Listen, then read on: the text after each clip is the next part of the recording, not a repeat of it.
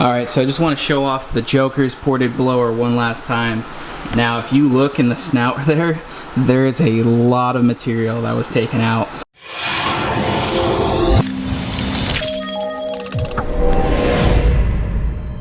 What is going on, guys? We have an exciting video here today.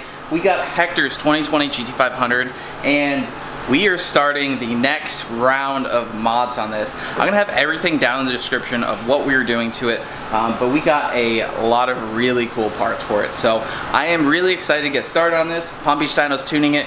Right now, this has basically our stage 2 power package, which I have a link in the description down for, which is the cold air intake, lethal race pipes, and a Palm Beach Dyno tune. This also has a Borla attack cat pack, which we just did.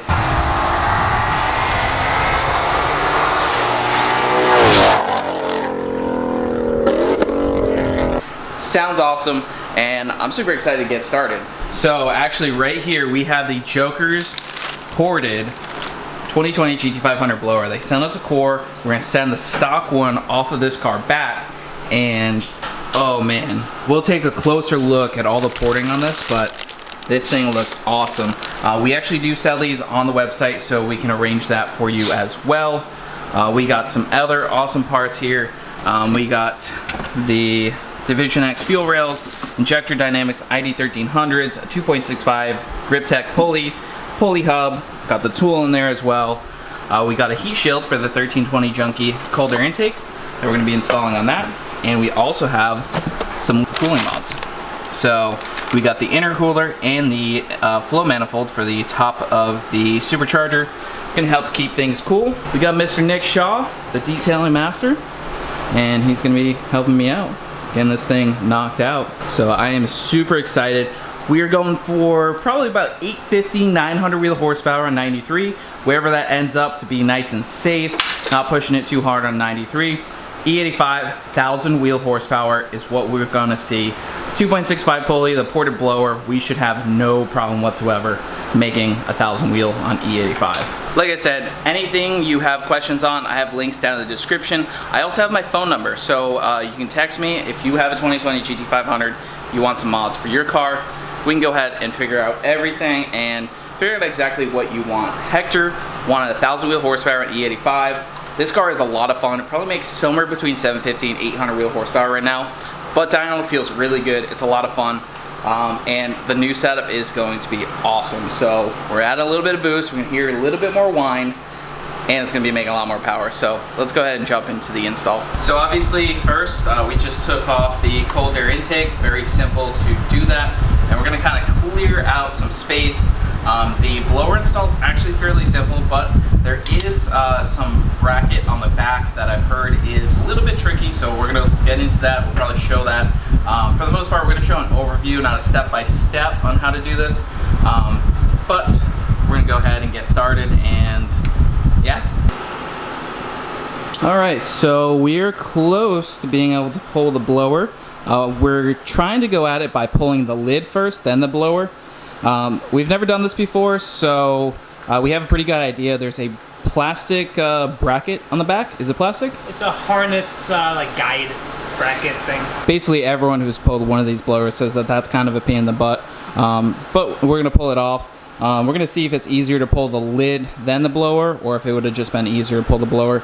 Either way, we'll let you guys know. There's not too much info out on these. It's not really very hard, just kind of figuring things out. It's fairly simple, just like any PD blower car. Alright, so with that done, we should be ready to pull the blower lid, and then after that we pull the blower, which is easy. This is the way we decided to do it. It may not be the right way. It's not a wrong way. It's just the way that we found would be the easiest. To get to the bolt in the back, it's easier if you pop off. Where to go? Here it is. Pop this off the back of that harness bracket, and then get in there with a 10mm wrench. Once you break the bolt free, you can get it off with your fingers, and then off and over. Yep. So now we just lift off the blower lid, and then we got a few more bolts for the blower, and then the blower comes off. Let's pull that back.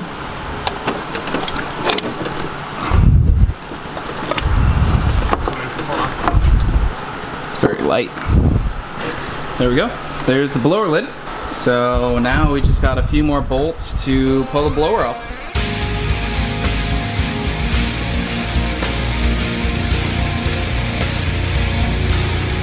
All right, so we got the blower off and everything is looking good there. So next, we're just going to get started on swapping everything over on the blower. We do have the new Whipple intercooler, which I do have a link down in the description if you guys want to check that out. It's going to help a lot with the IAT since we're increasing the boost and everything. We are also going to be swapping on the Grip Tech pulley. We'll show you guys that here in a little bit. This is how we get it from Jokerz, fairly complete. We just have to swap over some sensors, our bypass valve, and other things. But if you look just in that front, just look right there, in comparison to that, that is insane how much material is taken out. The ports are also ported and the work just looks awesome. I am so impressed with that. Like I said, you guys can pick up a ported blower. I have a link in the description. I'm super excited. We got Rob the Two-Maker Shoemaker working on a file for it. We got 93 in the tank right now, then E85, and we'll see how it rips. All right, so here's the stock blower, here's the ported blower, and we got the fuel rails and intercooler off right there. We have new injectors, new fuel rails, the Division X, so we're not going to be using any of that stuff over there. We did go ahead and take the new drive off of the Jokerz ported blower. We do have a Grip Tech pulley, 2.65, and the pulley removal tool. So we're going to go ahead and remove the stock pulley and get the new hub on there. That way it's super easy to change out a pulley in the future. So while we do have AC in here, we do not have a vice grip. So we're just going to use this to hold it manually. And then we're going to loosen the pulley off. We got the Grip Tech removal tool, and we should be able to get this stock pulley off, and then we're going to press on the new Grip Tech hub right here. All right, so we just used the impact real quick. Both of us held it. Lefty loosey pulls the pulley right off. It was actually very easy. So that is the old unit, and now we have the Grip Tech unit right there. So 22 millimeter 12-point socket for that to tighten it down. We do want to put a little Loctite on the. Just check that. So a little bit of red Loctite on the shaft, and then we're going to use a 22 millimeter, tighten that down, torque it to 65 foot-pounds, or blue. So we're going to torque this to 65 foot-pounds. There we go. Well, for good measure. Yeah, let me just check.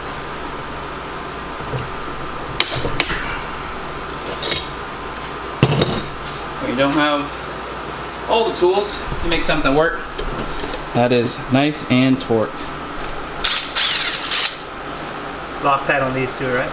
Yep. If I'm not mistaken. Loctite on these, and then we're going to install our 2.65 Grip Tech. It's going to be some pretty rowdy boost. Clickety clack. Yep, we're just going to apply some Loctite to the bolts. So the pulley bolts get torqued to 60 inch-pounds. We're using a Torx T30 for the hardware for those.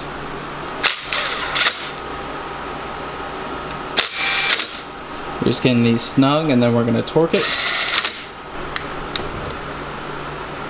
Alright, 60 inch-pounds. Probably a good idea to go in a star kind of pattern, just like a wheel or any sort of thing that you're pressing on. So according to Ford, you got to put some anaerobic sealer, which is who's that made by? Permatex. So supposedly a good layer of that will get the spacing, it'll seal it and get the spacing proper for when you put the pulley drive back into the unit. The original blower, this one is what's going to go back to Jokerz. This will be sent out for another customer. I appreciate being able to get this one first, send this one out. We'll be good to go on that. So we're just going to get a nice solid layer of that going around. That'll give us a nice seal.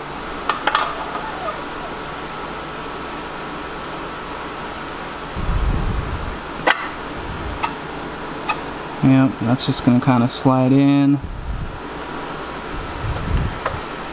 You might have to turn. Oh, did it slide in? Almost. Yeah, I believe we just have to tap it in slightly. Some light tapping. Yep. There we go. That's a nice seal. And we got 4 bolts on it.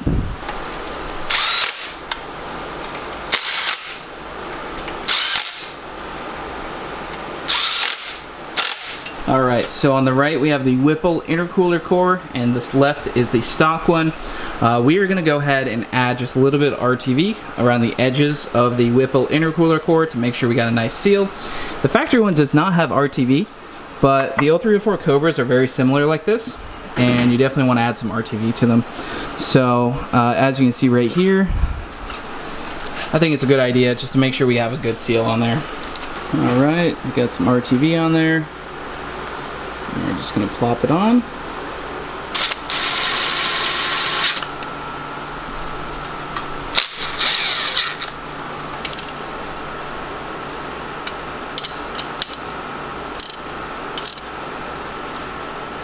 Alright, we've got the blower lid.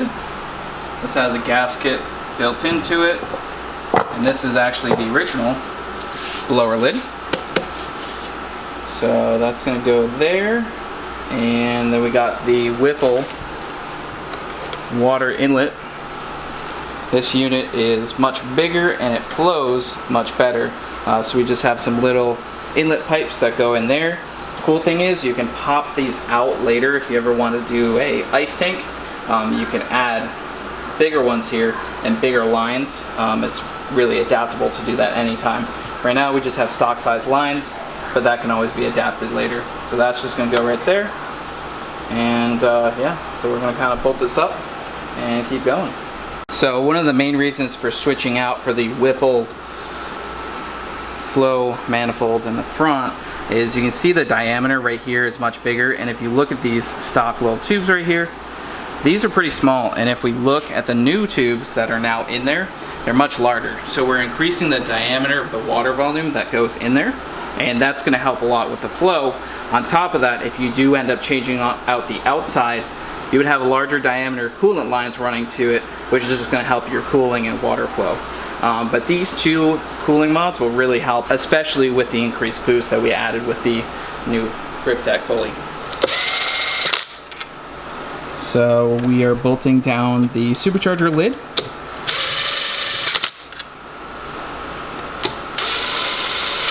We do have the fuel rail bolt in here. That was just to place it. We got stud, stud, stud, another stud, bolt, bolt, stud, stud, stud. It's fairly simple the way the bolts and studs kind of go in. So we're just going to get these tight and then we'll torque them right afterwards.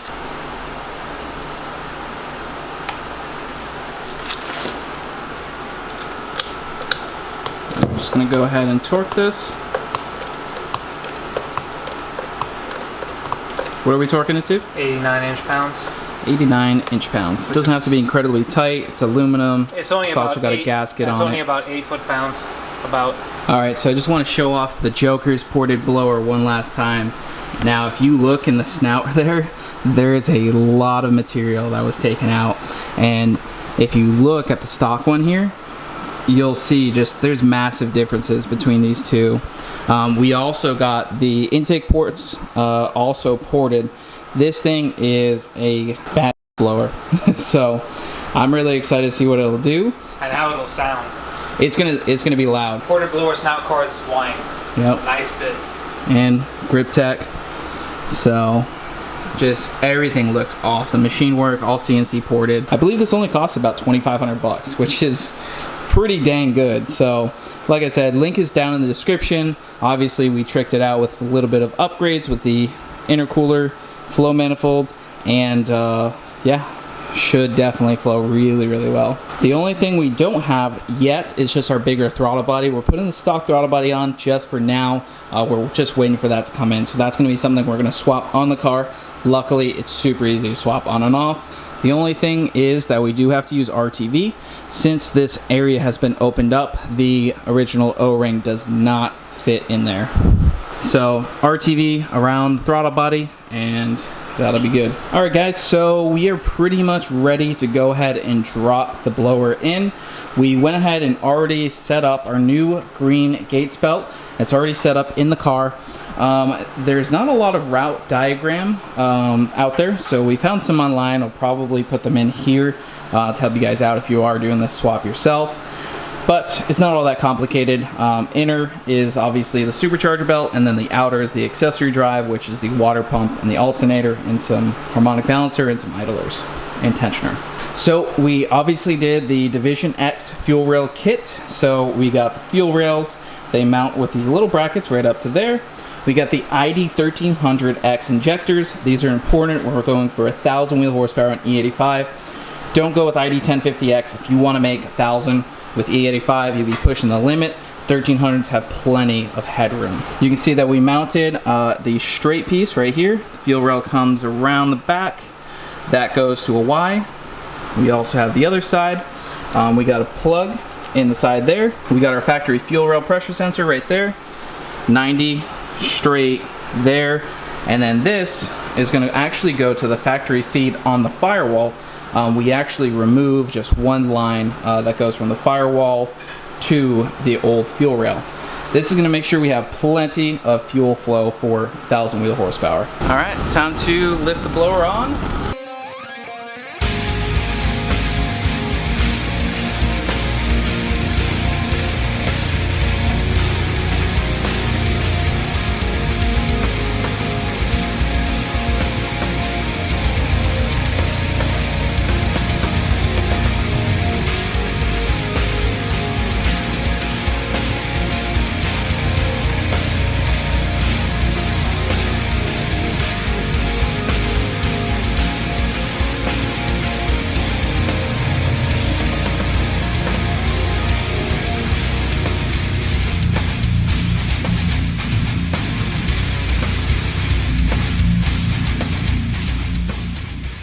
Alright, so we're wrapping things up pretty much. We got the fuel lines getting tightened, making sure those are nice and tight, make sure we don't have any fuel leaks. I just pulled this side plugs. We're going to gap the stock plugs down to 28 thousandths. I'm not exactly sure what plugs these are, but I'm assuming they're probably 1 or 2 step colder from the factory already. Rob Shoemaker suggested just gapping down to 28 thousandths. It looks like they're somewhere around 32 or maybe a little bit bigger. So we're gonna go down to 28, throw the plugs back in, and bleed the cooling system, and we should be good to go. All right, we got all the plugs gapped at 28 thousandths. We already got 3 of them in. We're gonna go ahead and slap the rest of them in. So we got pretty much everything wrapped up. We just don't have the brace on it. We wanna start it, make sure it's good, make sure there's no fuel leaks, bleed the intercooler pump system. And yeah, we just got the base 93 tune loaded on from Rob, so we should be good to start. Palm Beach dyno tuning for the win. All right, you ready?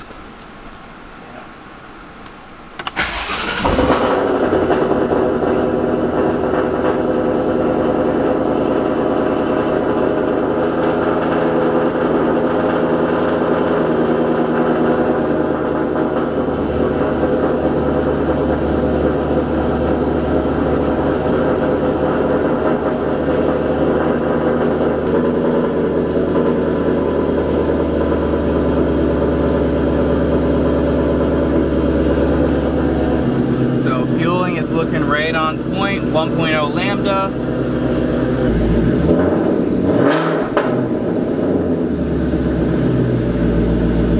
Fueling's looking right on point. All right, so we just got the brace back on, 93 tune loaded. I think we are ready to data log, see where it's looking like. If everything looks in check, you know, we'll be good to go on 93. Then we're gonna switch over to the E85 tune, and that's when it starts partying. All right, we are ready for first drive.